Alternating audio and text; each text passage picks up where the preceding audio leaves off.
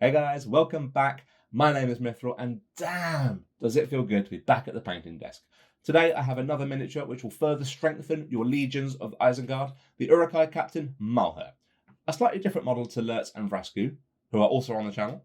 I'm going to be trying to make Mauhur's leathers slightly richer in tone to help him stand out, whilst also utilising my standard and, in my opinion, extremely effective recipes for his Uruk face and metals. Not forgetting this is the only Uruk general to sport a flashy cloak, which I'll be painting using darker greys to keep up a grubby, ill-kept look. Make sure your model is thoroughly clean and get rid of any flash, as he is a fine cast model, and I have undercoated my Mauhur with Citadel Chaos Black spray. Those halflings are on the run, and Lurtz really wants to get going, so we can't stick around much longer. Brushes ready, guys? Let's get painting.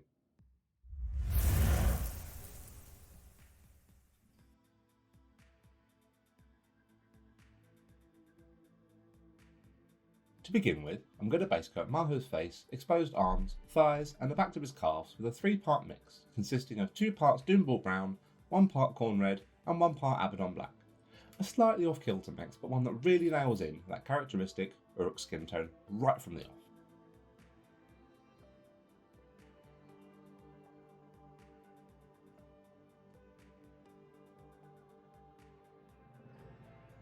All the metals now are getting a base coat with a 2-to-1 mix of Iron Warriors and Abaddon Black.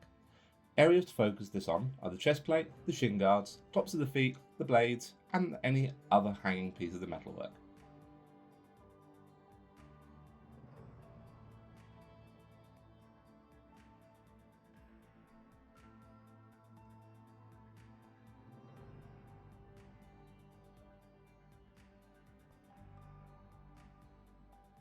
I'm separating out some of the cloth just to try and keep Mauhur a bit more interesting visually.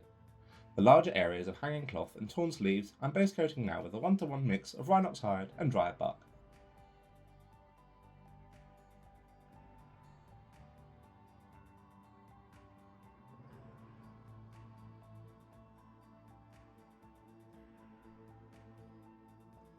The remaining areas of cloth and the gloves I'm base coating using pure Rhinox hide.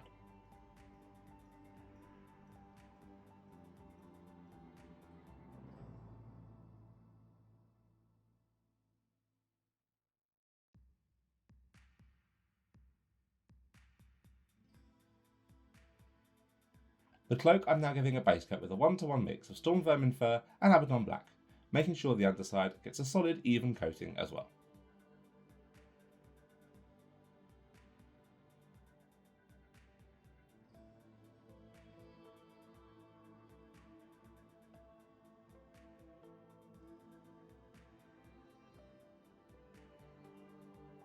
The hair and top knot are receiving similar treatment, this time with a 2-to-1 mix of Skaven Black Dinge and Abaddon Black.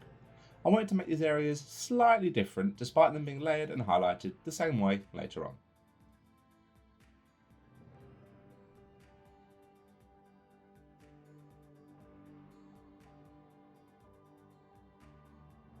Finally, all the straps and belts I'm carefully picking out using dried bark.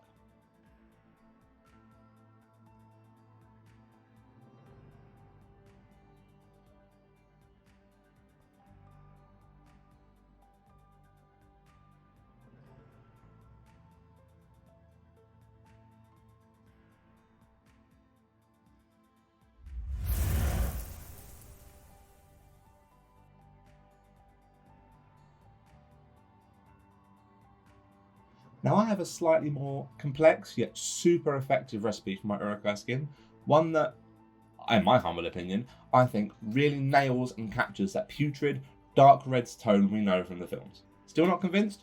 Stick around and find out. I'm starting by applying a shade to all the skin using diluted Agrak Surf shade, working this into the very sharp details over his face and the recesses of the musculature.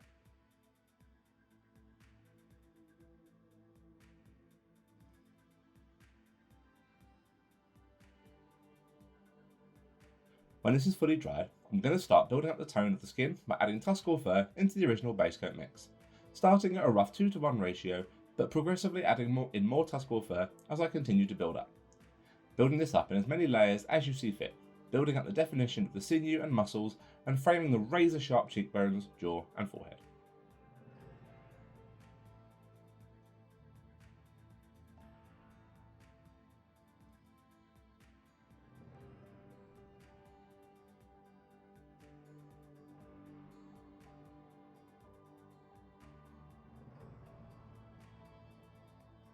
continue building up the layers until reaching the first highlight stage, where I'm using pure Tuscarora fur to further frame his facial features and picking out some of the more prominent muscles under Mauhur skin. You should at this stage have a nice blended transition from the darker skin tones through to this lighter stage.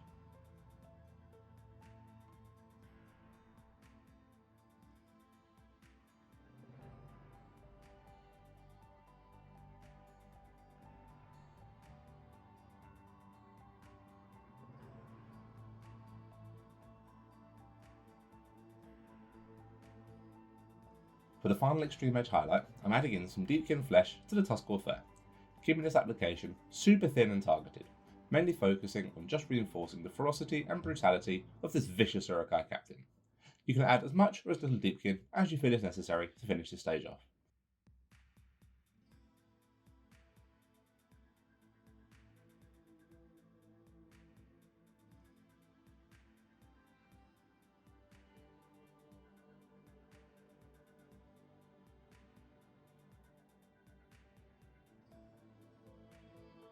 Finally, I'm applying a glaze using Caribou Crimson, thinned down heavily with Lamy and Medium, just to pull all the layers and highlights together.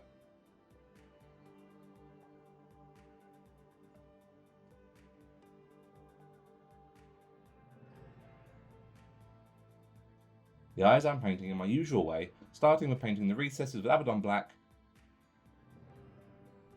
then defining the pupils using Pallid Witch Flesh.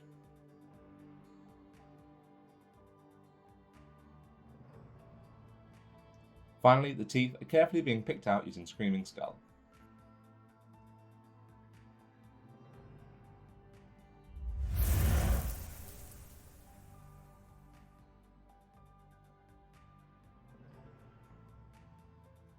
Now there's no point spending all this effort to create film accurate, awesome looking Uruk skin and not having the armour to match.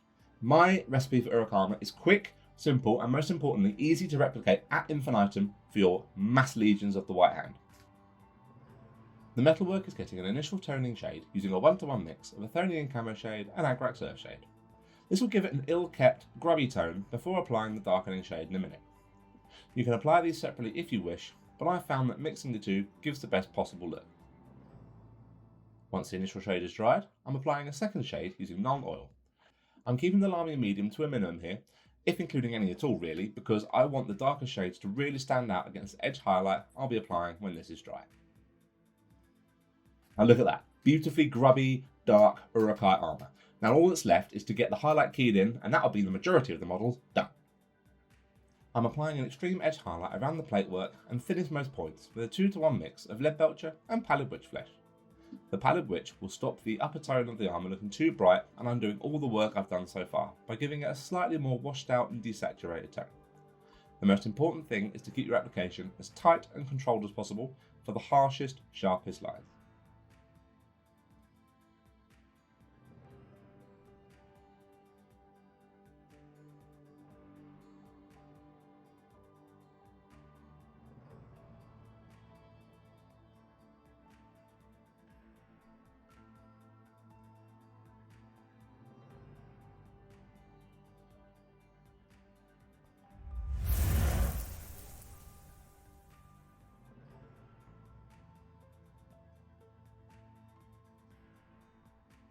The upper cloth areas I'm giving a pre-shade layer by adding Scrag Brown into the original base coat brown mix, trying to leave this showing in the recesses for the shade to work with shortly.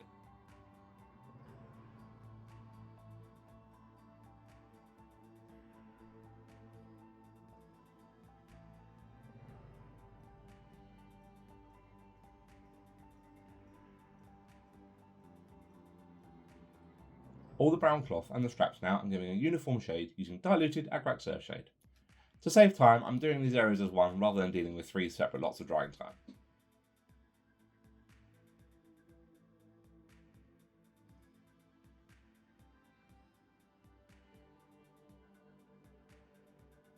The upper folds of the upper cloth now I'm defining further using pure Scrag Brown. This will complement the Scrag added before the shade and just help me to differentiate between the various areas of cloth.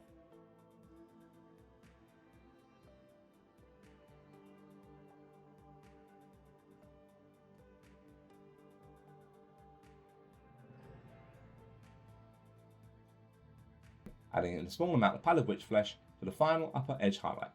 This will just help desaturate the cloth slightly, giving a more worn look to the upper areas of leather. He is a scout after all.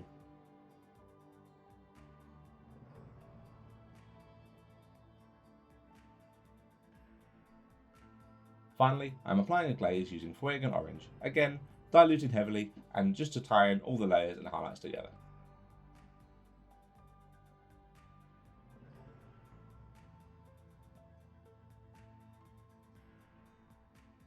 Having already shaded the inner cloth and gloves, I'm going to apply a layer using a 1-to-1 mix of dryad bark and Gawthor brown.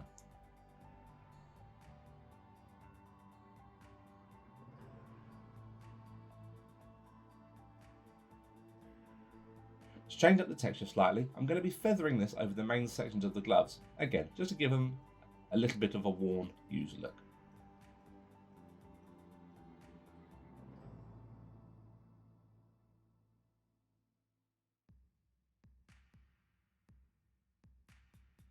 These are then receiving a final edge highlight of pure Gawthor brown. At this stage too, I'm giving the outer edges of all the straps and the belt an extreme edge highlight with Gawthor brown as well. These secondary cloth areas are less prominent than the upper areas, so you can get away with a slightly less involved paint scheme here.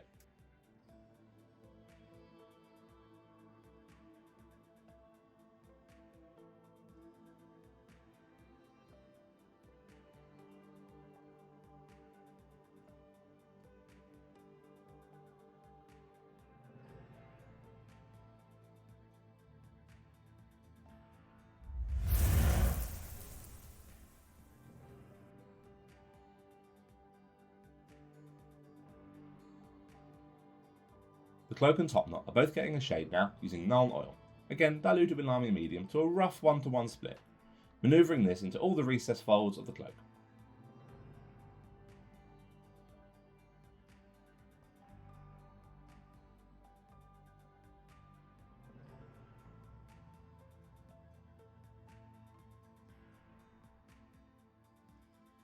Now the wash is dry, I'm applying a blocking layer to the raised areas of the cloak using a 3-to-1 mix of Storm Vermin Fur and Abaddon Black.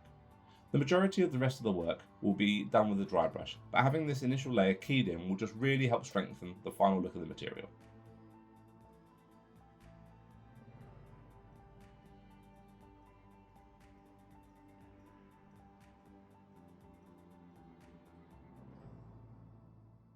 Using a large dry brush now, I'm applying a highlight to the cloak using pure Storm Vermin Fur. Now I'm going against the flow of the cloak to try and get the most consistent coverage possible. Thankfully there's not a lot of exposed cloth on the front of the model, so there's minimal risk of clipping these areas of the finished model if you're careful.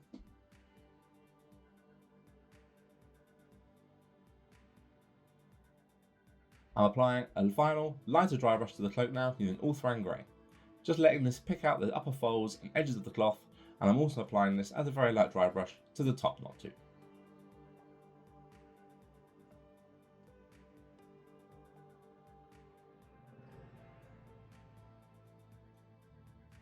Finally, the band around the top knot I'm carefully picking out using Rakarth Flesh.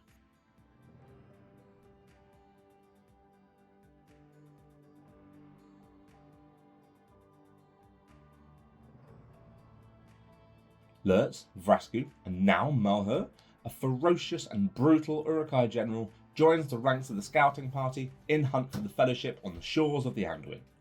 I base my Mauhur with a simple sand and paint job, which can be found in my 5-minute Spaces playlist. Thank you all so much for watching. I really hope you guys enjoyed today's video. Don't forget to like, subscribe, and hit that bell to get notifications of video uploads. Our Patreon is still live, so please head over and check that out over at Planet Mithril. And until next time, guys, take care, and as always, happy hobbying.